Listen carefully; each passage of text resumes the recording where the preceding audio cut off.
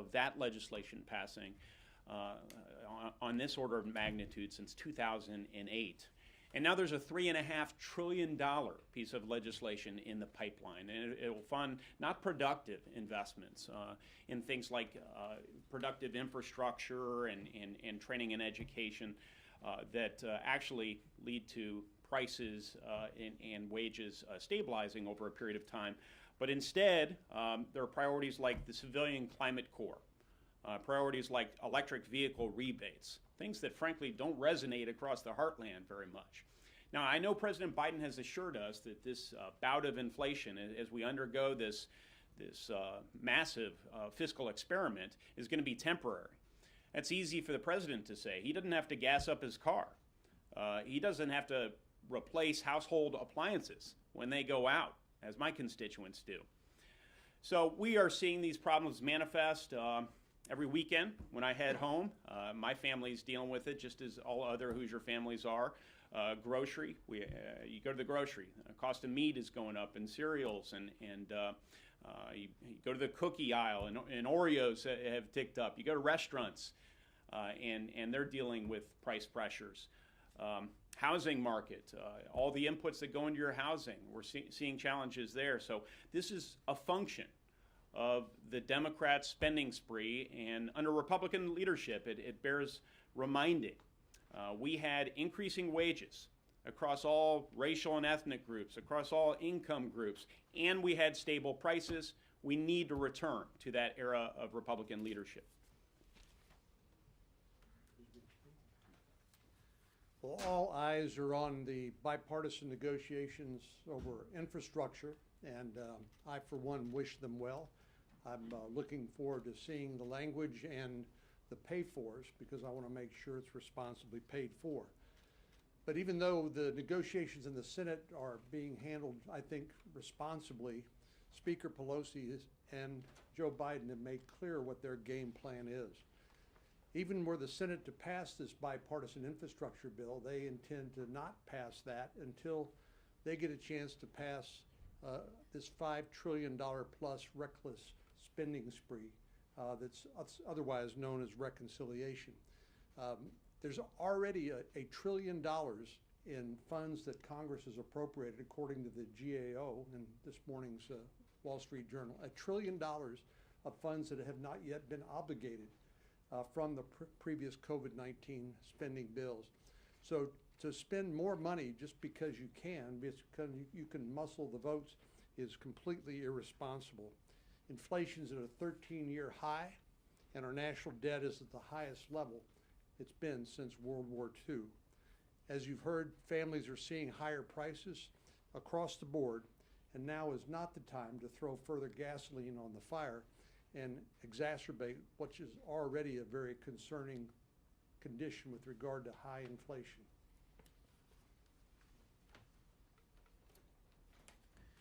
Look, for far too long, we've had out-of-control federal spending. Congress has been appropriating and spending money that it simply does not have. We've been concerned about this for a long time, about how it might affect future generations. But we've ratcheted up the rate of spending so high right now that these effects are not just things that are going to be felt by future generations. We're feeling them right now. They're here. They are at our shores. They're affecting people. Every single day, it's getting more expensive to fill cupboards, to fill gas tanks, and to fill bellies. And every day, it's getting harder and more expensive to drive to go to work, to go to the doctor, or to take your kids to school. It's getting harder to buy a house. It's getting harder to do everything that the American people need. See, one of the problems we've got is that there's this disconnect between what people in Washington, D.C. want to do, spending money that they don't have, and who benefits from that and who gets hurt. You see, people who vote for that sort of spending might get some praise, at least for the short term, while they vote to spend that. They'll probably get praise by those who want more government spending. They'll get praise by those selected interests who might benefit from the appropriation of the day. But it really goes much further than that. You see, because there are basically three categories of Americans who are affected in different ways by really reckless, obscenely extreme spending like what we've got going on right now. At the very top of the economic ladder, you've got a small handful who are sufficiently wealthy and well-connected and anticipating the way the government's going to spend. They might actually get more wealthy off of spending $4 trillion at a time. Then you've got another category, also a very small category, of well-to-do Americans who might be affected by it, but they won't notice it much. It won't put much of a dent in their day-to-day lifestyle and their standard of living because they're not living paycheck to paycheck. They've got enough savings, enough resources, so that these differences in prices from one year or 1 month to the next won't make a big difference. What about everyone else? What about the vast majority of Americans who are either poor or middle class, many of whom are living paycheck to paycheck? When those things go up, they can't buy those things. There is no other place for them to turn at that moment. That's what we do when we spend in $4 trillion increments at a time when we don't have that money. And so look, it's not the government that goes hungry at the end of the month. It's not the government that has to economize by choosing to forego traveling to a family reunion that's long overdue. It's not the government that has to worry about paying rent while also paying for braces. Taxpayers pay this. Families pay this. The American people suffer while a handful of politicians benefit. That's wrong.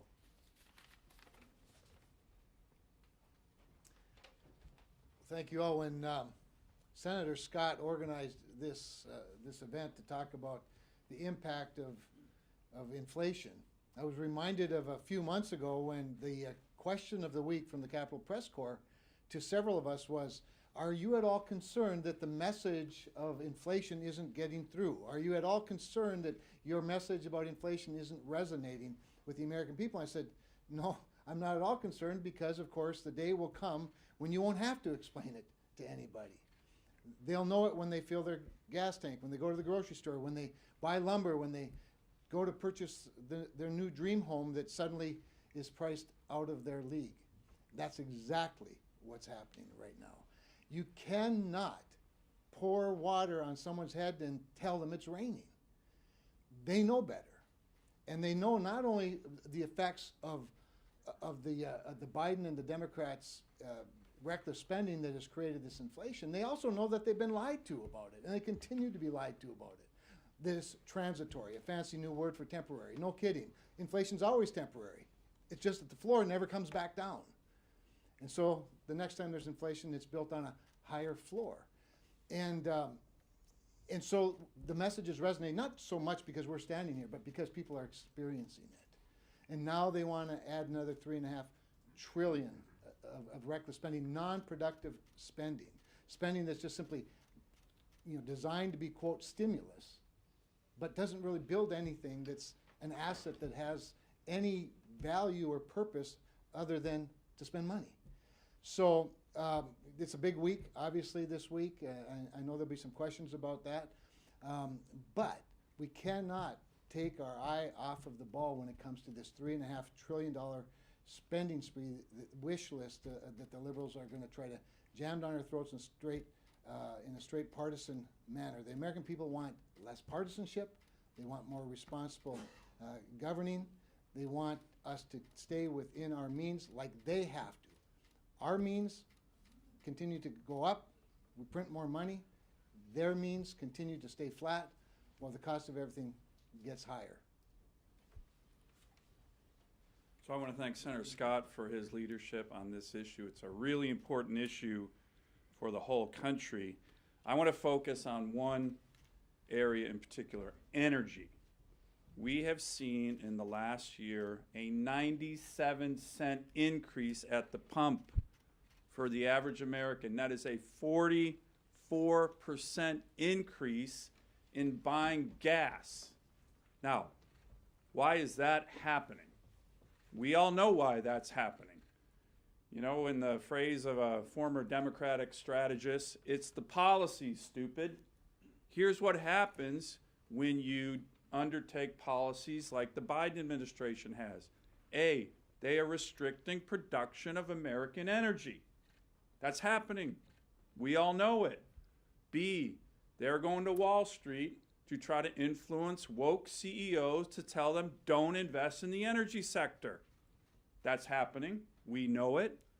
And C, they are saying the modes of transportation for energy, pipelines, for example, they're going to restrict those. These are the policies of this administration when it comes to energy. Let me give you one more that's not often noticed. In the president's budget for the Corps of Engineers, a really important agency, they said they're not going to fund any Corps of Engineers projects that helps move or subsidize hydrocarbons. Pipelines, harbor dredging, some estimates are that's about 40 to 50% of the Corps of Engineers budget that they're going to redline. So this is what happens when you restrict energy production, you restrict supply. It's actually a double whammy for working families. It drives up prices, as we're seeing. That really, really hurts people at the pump, and it kills really good working class jobs in the energy sector by the thousands. These are the policies that are doing this. They need to be reversed. We all know what happened last year. If you want to talk about a rainy day, last year was a rainy day. There was additional spending that went along with that to be able to help get us through that point. But as we come out of that time period and as the economy begins to accelerate, right on top of that, Democrats spent $2 trillion paying people not to work, sending additional money out to individuals. Even economists on the left said this is a bad time to be able to do this. This will cause inflation. Don't do it. All of us stepped up and said this is the wrong direction to go. But they used the tool of reconciliation to be able to push through what has created this dramatic inflation in our economy. We all know the price of lumber, the price of milk, the price of bacon, the price of gas, the price of rentals. Everything continues to be able to go up. That is directly tied to the $2 trillion package that they put forward earlier this year that they called COVID, but was really the inflation package that they passed. Now, I find it very interesting that when Republicans had the opportunity to be able to pass a reconciliation bill, we used that opportunity to pass something that would dramatically help everyone in the economy, would lower taxes, and would simplify the structure.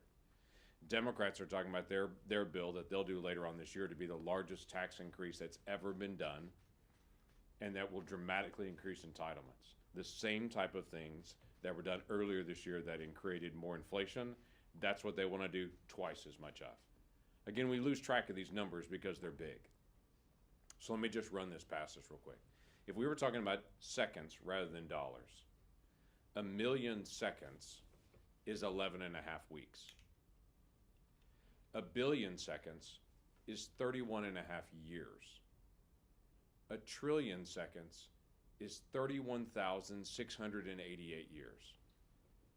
So when they throw around, let's do $3.5 trillion, and then we'll figure out later what we want to use it for, understand the size and the scope of what they're just throwing out there to say we need to quote unquote spend or need to increase in taxes. It's a very big number that I'm afraid Americans are getting acclimated to.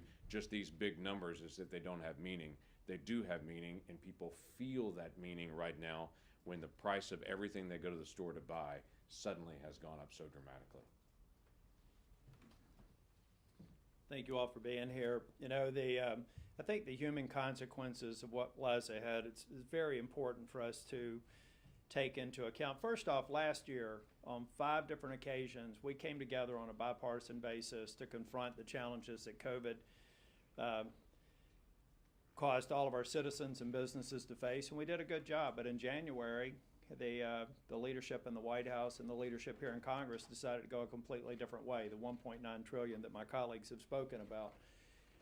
I've talked to I serve on the banking committee. I've talked to a lot of people in the financial services sector, and quite honestly, most of them are optimistic about our chances at recovery. But I always ask them at the end of the discussion, I said, but what if the federal government passes a $3 trillion or $5 trillion additional package in the wake of the $1.9 trillion at the beginning of the year? They said it will not end well. It will be it will cause these numbers to be probably numbers we will want for. Inflation will continue. Even the economists no longer are using the word transitory because that tends to mean temporary. Yeah, inflation will go away at some time, but I think it's going to be after all the gains were erased from the Jobs and Tax Cut Act of 2017. You know, back in January of last year, wage growth was up. Employment among women and minorities were at historic highs. We're going to see the exact opposite of that occur as the Democrats continue their spending spree, but we also have to talk about the taxes. If you game out what they could actually raise to fund that $3.5 to $5 trillion package, whatever it is, maybe $1.5 trillion, $2 trillion in additional taxes, then there's going to be a huge human consequence for that beyond the inflation pressures. And I worry most about the ones who are going to struggle the most. They think for some reason that the Democrats are taking care of them, but they're not. Back in the late 1970s, I was living in a trailer park, working in a warehouse, and going to community college at night. We saw the inflationary pressures then. It was the difference between me being able to put $5 or $10 in my gas tank. It was the difference between me eating a Swanson TV dinner, which at the time I remember vividly was 99 cents, and having a meal that was maybe a little bit more filling, a little bit more nutritional. No offense to Swanson. But that's what we're talking about. We're not talking about rich people being harmed by this. They talk about a tax on the rich. That's not the people who are going to be the consequences of this reckless tax and spending spree. It's going to be the people on the economic bubble. And the Democrats should know that. And the American people should know that we are doing everything we can to fight it. Finally, I am on the G20 group that's working on a bipartisan infrastructure bill. That bill, I believe, is responsible. I think it's focusing on infrastructure that makes sense, that the American people understand this infrastructure. Roads, bridges, ports, airports, and broadband, a modern part of our infrastructure. That's the sort of stuff that we need to get done here. And the Democrats, if they move forward with a spending bill, need to be honest about what their priorities are and what the likely consequences will be. To imagine $4 trillion on top of the $6 trillion already spent on COVID relief, it is an astonishingly high amount of money that our country just cannot afford. Now, people ask about, well, what about the bipartisan infrastructure bill? Well, Nancy Pelosi has made it very clear, she did it on a Sunday show this past week, that that will never see the light of day in the House unless and until the much bigger, which they call $3.5 trillion spending bill, gets passed in the Senate and sent to the House. It wasn't a negotiation. Oh, no. It was a hijacking. It's bad for America, bad for the economy. And Nancy Pelosi isn't just a hijacker, she is also an arsonist, because she is pouring jet fuel on the flames of inflation with this kind of spending. So the question is, who are going to be the victims of this? Who are going to pay the price? Well, it's seniors, it's people living on a fixed income, it's young couples starting out, it's all Americans, all of middle class. Anybody that buys gas or groceries, pays rent, everybody is paying more. Their paychecks are being eaten up by this.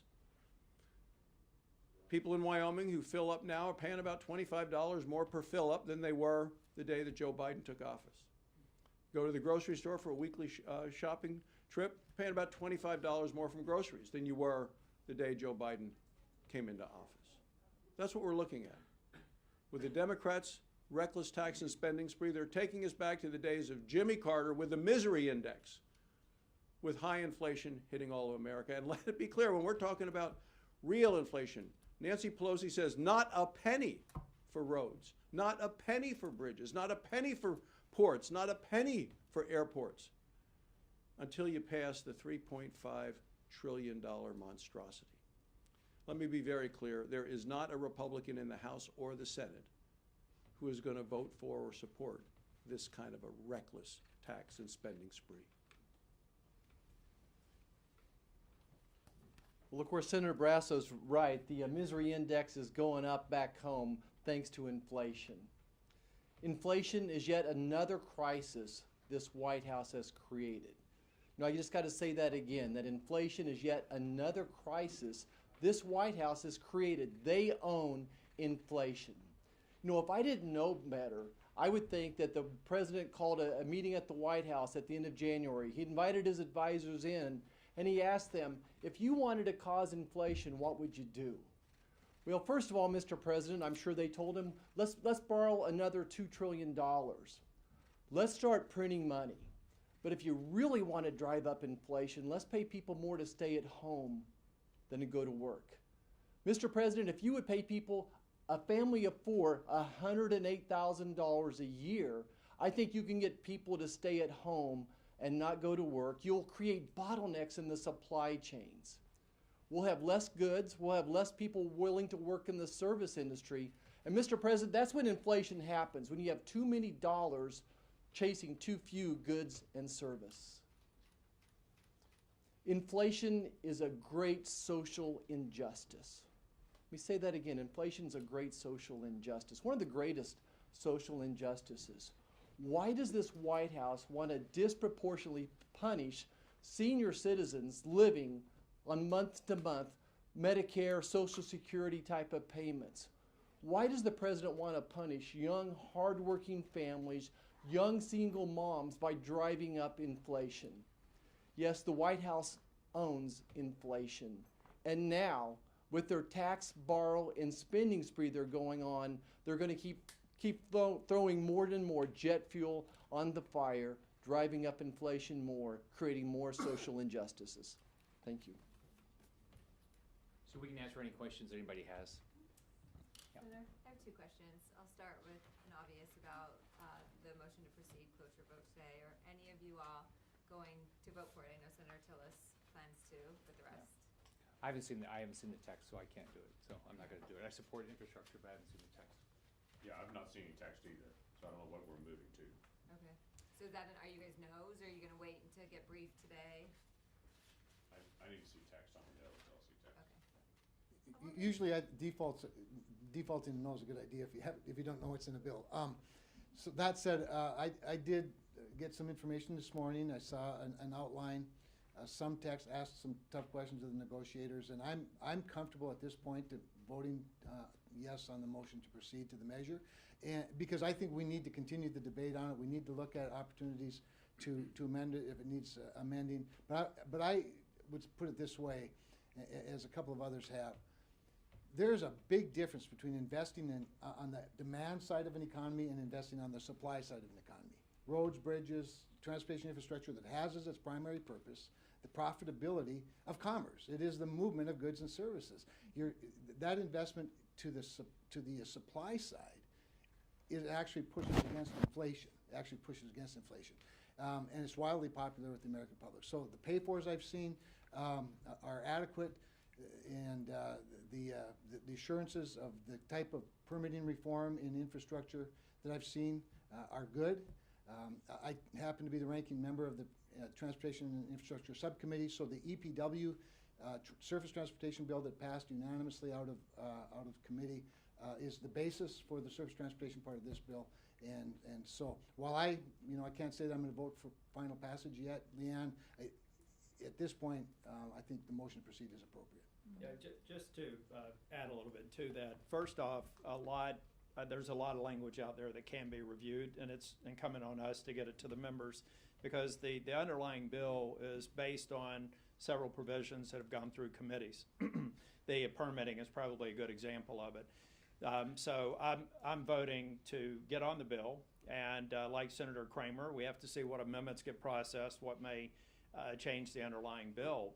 But I also think that the pay-fors are solid. Not a single tax increase. The Jobs and Tax Cut Act is preserved. A hard pay-for scored by the CBO. Reallocation of COVID monies for, I think, a better and higher use are all elements of the deal we'll be discussing with our colleagues today.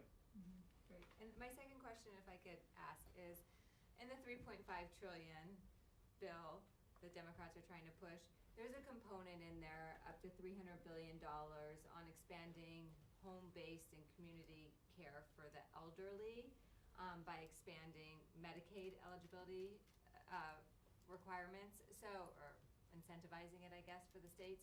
Is that something that you guys would be open to or would support? Could you support that? The way I look at it is I'm going to look at every part of it. If there's something that I like, I would say, why don't we do that independently? But spending 3.5, which is actually $5.5 trillion, with no ability to pay for it when we have $30 trillion worth of debt, where we're seeing inflation like this. I think we've got to be very cautious. We have to figure out how to live within our means. I did it as governor.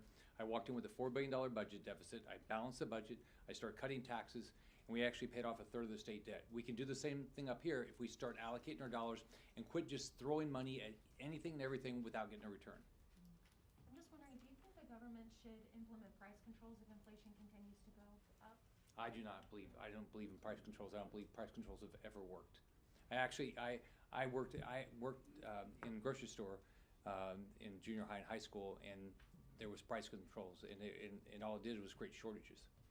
Do you think there's another solution? Because we know that inflation has been an issue for a long time. Do you think there's another solution that Congress and the White House could work on to potentially, not saying that it's, there's many factors involved in that, but I'm just wondering, Live within our some means. hope, is there any way? Yeah, it's going to happen. It's going to happen at some point because everything will force it to happen. I mean, people are going to vote over this. They're going to vote over what's happening to their pocketbooks. See, when I was governor, I thought there's three jobs: make sure people get a job, make sure their kids get a good education, make sure people are safe. We're making it impossible for people to do the first because, one, whatever they make, it's not going to be enough to support themselves. That's what you should be doing, and what's going on up here with this Democrat spending is making it very difficult for families, especially the people on fixed income and lower income. But listen, the White House could stop this. They've created this crisis. They could stop this crisis with policy. They could stop borrowing money, stop printing money, and stop paying people more to stay at home than going back to work. All of those things would slow down inflation. One last question. Senator Marshall, about masks. On this topic of spending, I'm wondering, are any of you objecting to the emergency supplemental on security? I'm not. Somebody is. Okay. Senator Marshall, I believe you have a hold on the security supplemental on the Afghan special immigrant visa policy. Is that accurate? That's not accurate? Not to my knowledge. Thank you guys. Senator Marshall, yesterday you said there may not be a good basis for masks based on the CDC order. Can you clarify? Are you saying that the science behind mask wearing doesn't work?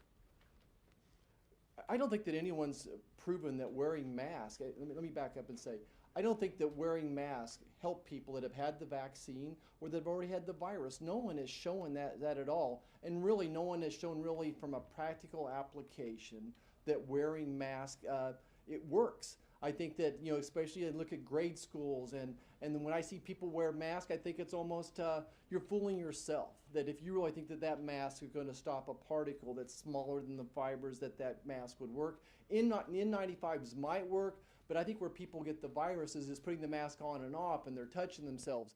In a perfect world, if you lived in a vacuum, maybe the mask would help some. But there's certainly no benefit that I can see once you've had the vaccine or if you've had the virus. I think that there's certainly some downsides to them. There's psychological problems that they create, especially for our children and our senior citizens. Don't you wear a mask in a medical setting though? What's the difference? Masks don't work. I think in a medical setting they do. They decrease the amount of bacteria that I might be passing on to a patient. So it doesn't stand to work outside? I think that's more of a vacuum, a perfect situation that protects the patient. But as far as once I step outside the operating room, that's why we take them off. So I think they have some benefit in a vacuum. Thanks. Senator Tillis, can you confirm that the new number is $550 billion for the infrastructure bill? That's the current working top line number. Okay, awesome, thank you.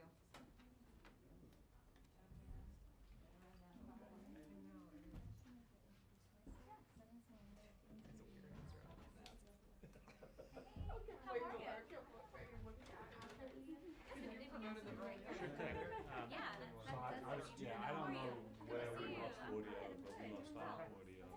And that Trish has